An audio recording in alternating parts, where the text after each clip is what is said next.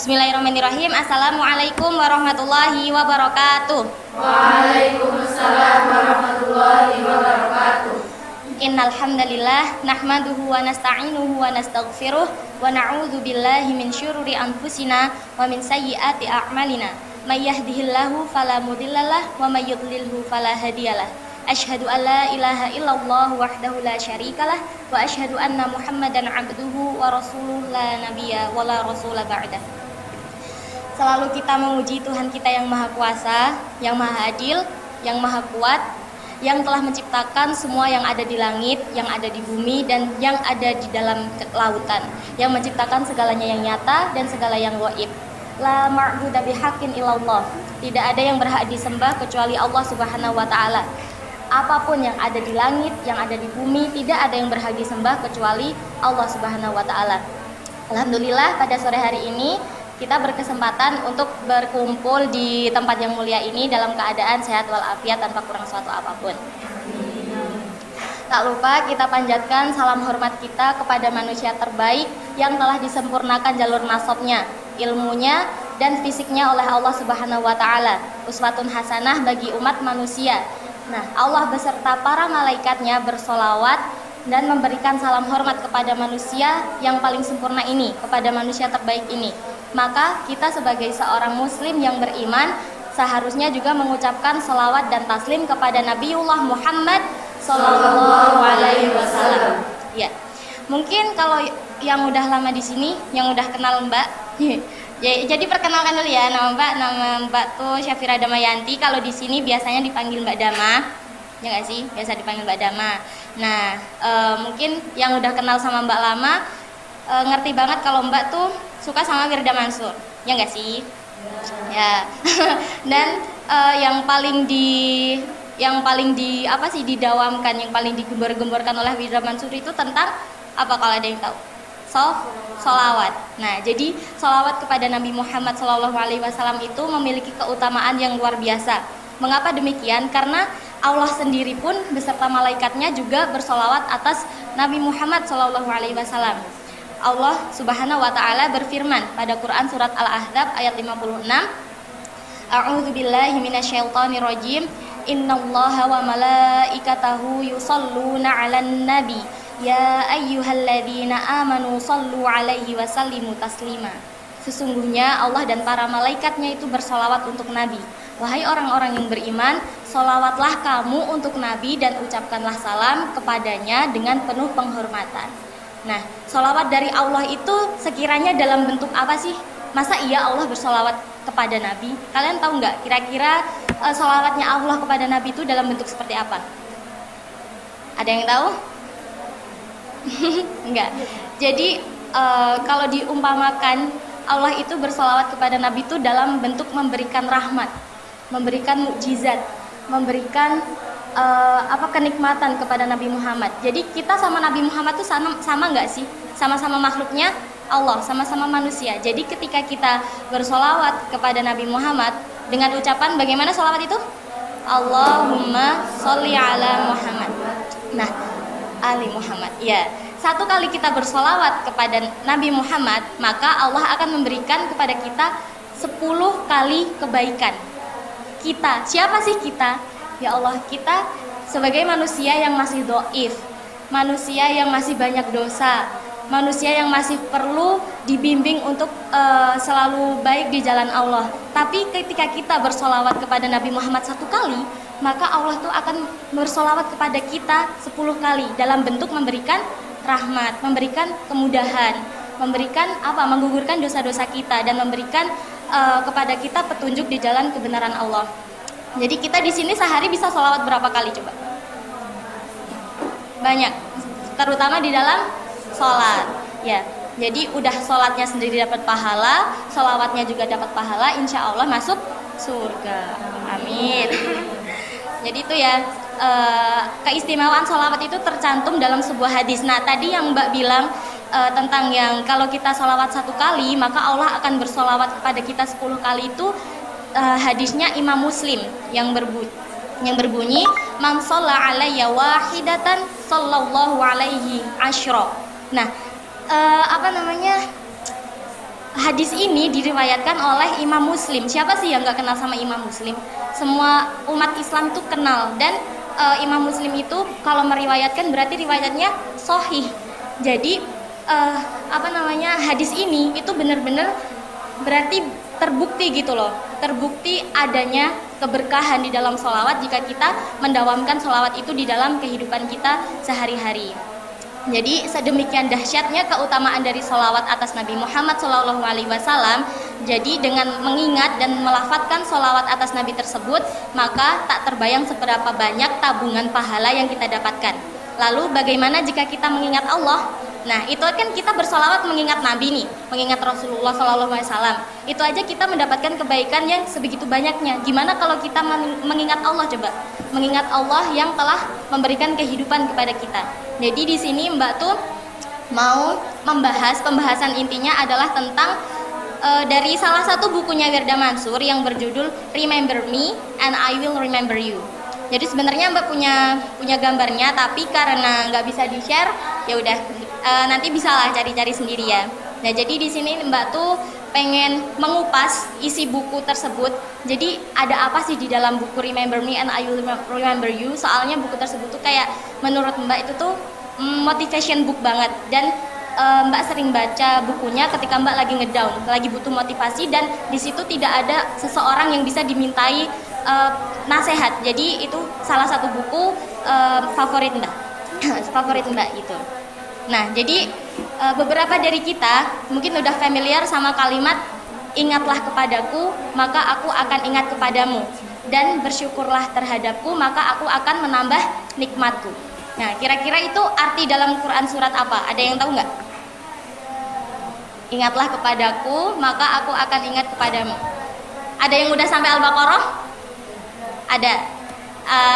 Ingat Quran surat Al-Baqarah ayat 152? Apa ayo? Nah, yaitu apa coba? Fadkuruni adkurkum washkuruli wala takfurun. Benar, kalimat tersebut adalah terjemahan dari Quran surat Al-Baqarah ayat 152. Salah satu ayat yang seharusnya menjadi cambuk untuk kita, menjadi cambuk semangat untuk kita sebagai penghafal Al-Quran. Kita semua di sini sebagai penghafal Al-Quran kan? Ya, insya Allah sebagai penghafal Al-Quran, sebagai keluarganya Allah di dunia. Nah, mengapa ayat ini menjadi ayat motivasi? Karena ayat ini adalah salah satu bentuk janji Allah Subhanahu wa Ta'ala. Dan kalau Allah yang sudah berjanji, maka sudah dipastikan tidak ada pengingkaran di dalamnya. Nah, kita sebagai manusia mungkin pernah ya berjanji terus mengingkari kayak gitu. Tapi kalau Allah, masa iya Allah berjanji terus Allah mengingkari? Nggak mungkin. Allah kan berjanji, ingatlah kepadaku maka aku akan ingat kepadamu. Jadi Allah tuh berjanji, siapa dari kita ini, orang-orang yang beriman ini, ya ayuhan nas, ya ayyuhalladzina amanu, yang mengingat Allah, maka Allah akan mengingat kita. Nah, dengan cara apa? Lagi seneng, ingat Allah. Lagi sedih, ingat Allah. Lagi masak, ingat Allah. Lagi apa lagi? Belajar, lagi dimusuhin teman, lagi banyak rezeki, lagi sempit rezekinya, maka kita harus ingat Allah. Nah, karena itu tadi, itu adalah janji Allah. Fadkuruni adzkurkum, ingatlah kepadaku maka aku akan ingat kepadamu. Jadi selama kita mengingat Allah, selama itu pula Allah juga akan mengingat kita. Nah, saat kita melakukan kegiatan apapun, Allah lah yang harus memenuhi pikiran dan hati kita, hati dan lisan kita dengan cara apa? Berzikir itu tadi. Nah, berzikir di sini tuh bisa dengan cara apa aja sih? Coba sebutin. Berzikir tuh mengingat Allah. Yang pertama coba dengan apa? Baca? Baca Al-Quran. Yang kedua dengan sholat. Ketiga dengan berzikir itu sendiri. Subhanallah walhamdulillah la ilaha illallah, itu tuh namanya berzikir ya. Jadi berzikir tuh nggak melulu tentang subhanallah walhamdulillah la ilaha illallah, itu nggak. Jadi kita kayak itu tadi sholat itu kita juga dalam mengingat Allah. Tapi ya, kekurangan kita ini sebagai manusia kan banyak kurangnya. Nah, kekurangan kita sebagai manusia tuh boro-boro pas lagi seneng mah kita ingat Allah gitu ya. Pas lagi seneng paling pol mentek wes kita bilang alhamdulillah kayak gitu. Selanjutnya apa? Kita kayak lalai lagi gitu kan. Boro-boro mau ingat Allah, boro-boro bersyukur atas apa yang sudah diberikan Allah, tepat waktu sholatnya, ngejalanin amal sunnah lainnya. Pasti kita juga ya sebagai manusia banyak lalainya gitu ya. Nah, lebih buruknya lagi, ketika masalah demi masalah menimpa kita, barulah kita berbondong-bondong menuju ke Allah. Padahal Allah kan menyukai hambanya yang menghadap dia gitu loh, menyukai hambanya yang merintih. Jadi semakin banyak kita melakukan rintihan kepada Allah, semakin banyak kita bersedih dan Allah senang dengan keadaan itu, maka Allah juga akan selalu memberikan kesedihan, gitu gak sih? Jadi kita pas seneng nih, pas seneng kita nggak ingat Allah. Nah pas kita sedih, kita baru datang ke Allah. Jadi Allah, oh berarti anak nih harus dikasih sedih nih biar ingat sama aku terus, kayak gitu. Kalian mau emang dikasih sedih terus sama Allah? Enggak kan? Jadi ya sebisa mungkin mengingatkan diri sendiri. Kalau pas lagi senang, kita harus mengingat ke Allah biar kita juga selalu diberikan kenikmatan oleh Allah Subhanahu wa taala. Kehadiran Allah itu berlaku buat kita yang memang merasakan hadirnya Allah. Dengan cara apa? Yaitu tadi membaca Al-Qur'an, menuntut ilmu. Terus karena Allah itu Maha tahu, Allah itu Maha bijak, sehingga apa yang kita lakukan, amal baik apapun yang kita lakukan itu insya Allah ada balasannya. Nah inilah mengapa saya sendiri karena karena termotivasi sama Wirda Mansur itu, jadi saya juga mendesain dan sangat excited untuk mengangkat tema ini sebagai bahan sharing. Ini sharing nggak sih kayak gini tuh? Kayak gitulah, sebagai bahan sharing ini karena saya ingin mengingatkan kepada diri saya sendiri dan kepada teman-teman untuk yuklah jangan jadi orang yang hopeless gitu, jangan menjadi orang yang tidak punya harapan, jangan menjadi orang yang the loser. Kita itu semua the winner. Nah tergantung dengan apa yang kita lakukan sehari-hari, habits kita, perilaku kita sehari-hari itu menentukan kita bertahun-tahun ke depannya. Jadi mungkin kalau kita tiap hari ini ngaji gitu ya, mungkin 5 tahun ke depan kesuksesan tuh udah nunggu kita gitu. Dan kalau semuanya hari ini kita malas-malasan, ya mungkin 5 tahun ke depan atau beberapa tahun ke depan Allah akan memberikan yang sebanding dengan apa yang kita lakukan sekarang ini. Jadi kalau kita tiap hari ingatnya Allah, tiap hari ngaji, tiap hari melakukan habits yang baik, insya Allah nanti juga Allah akan memberikan hal-hal yang baik terhadap kita. Oke, karena kalau kita setiap hari melakukan hal-hal yang memberi insight yang bagus dan positif di dalam pikiran, otak, dan hati kita, maka bisa dipastikan masa depan kita itu akan sesuai dengan apa yang kita harapkan. Bahkan bisa juga menjadi versi yang lebih baik dari diri kita dari diri kita sekarang gitu loh. Versi yang lebih baiknya dari diri kita sekarang. Nah, ini ada kata-kata nih dari Wirda Mansur nih. Because sometimes what you want isn't always what you get, but in the end what you get is so much better than what you wanted. Jadi karena what you want, apa yang kamu inginkan itu isn't always what you get. Tidak selalu apa yang kamu dapatkan. Jadi apa yang kita inginkan tuh nggak selalu kita dapat, tapi di akhirnya nanti apa yang kita dapatkan itu akan menjadi lebih baik dari apa yang kita inginkan di awal gitu. Karena rencana Allah itu lebih baik daripada rencana kita. Oke, lanjut ya. Sekarang kita berbicara tentang kekuatan, keyakinan, dan impian.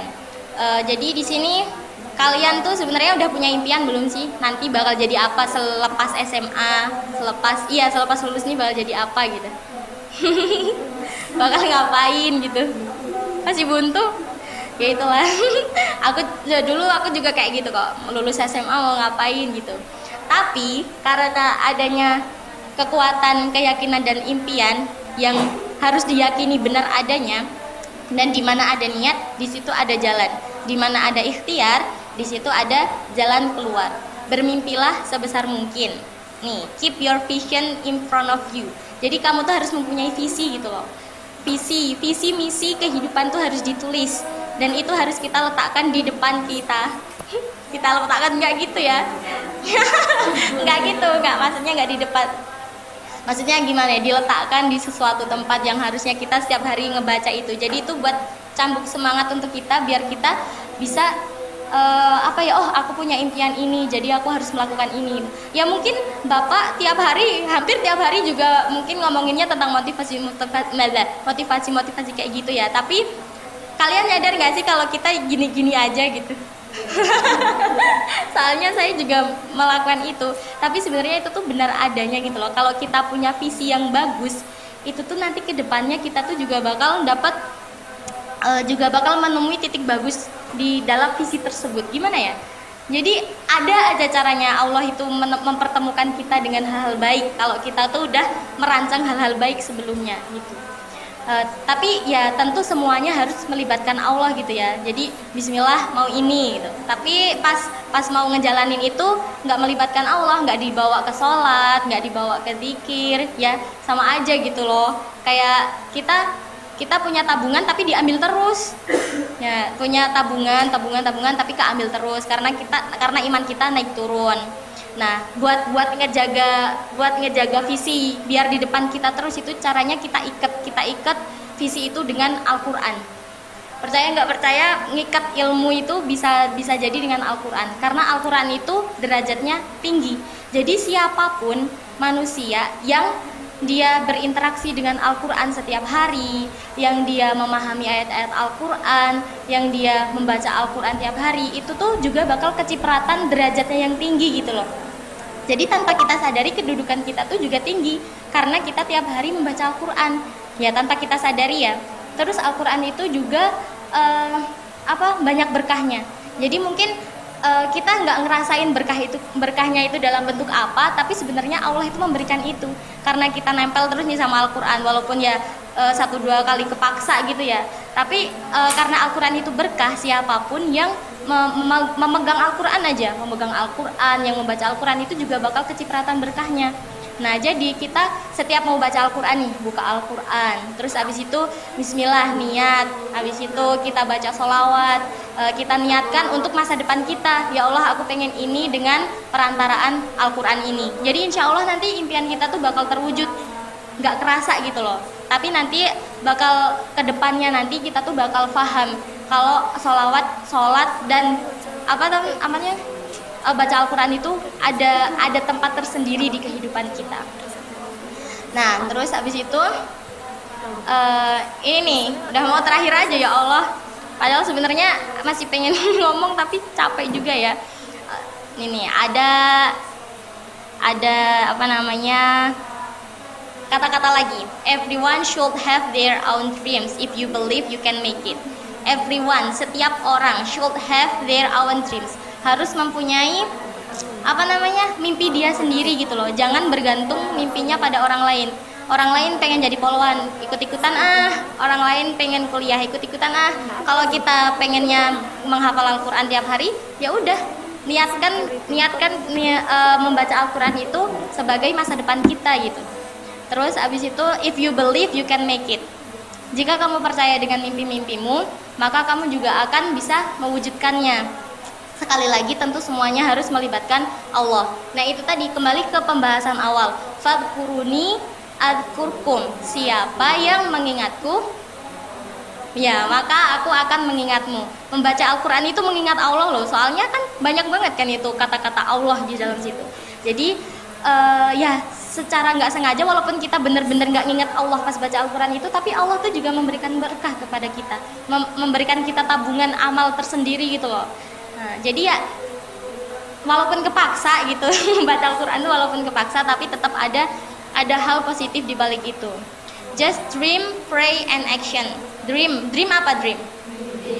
Pray, action.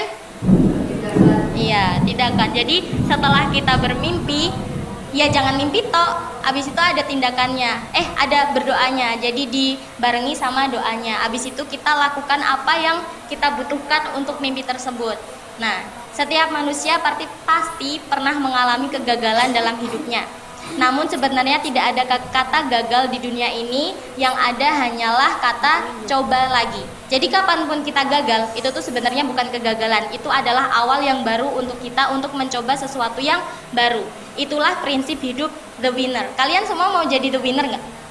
Mau jadi pemenang? Maka ya pegang janji Allah itu tadi. Fadkuruni azkurkum. Ingatlah kepadaku, maka aku akan ingat kepadamu.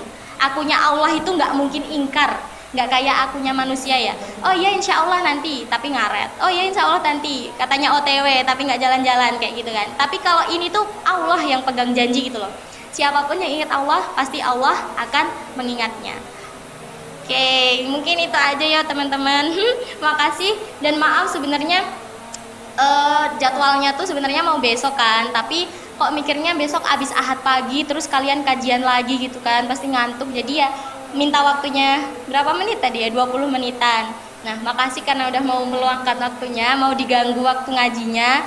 Dan demikian sedikit ilmu yang bisa saya sampaikan sebagai bahan sharing dalam majelis ini. Semoga ada manfaat yang bisa diambil hikmahnya. Amin. Mohon maaf ya jika ada banyak kesalahan. Billahi fisabilil haq, fastabiqul khairat. Wassalamualaikum warahmatullahi wabarakatuh. Waalaikumsalam warahmatullahi wabarakatuh.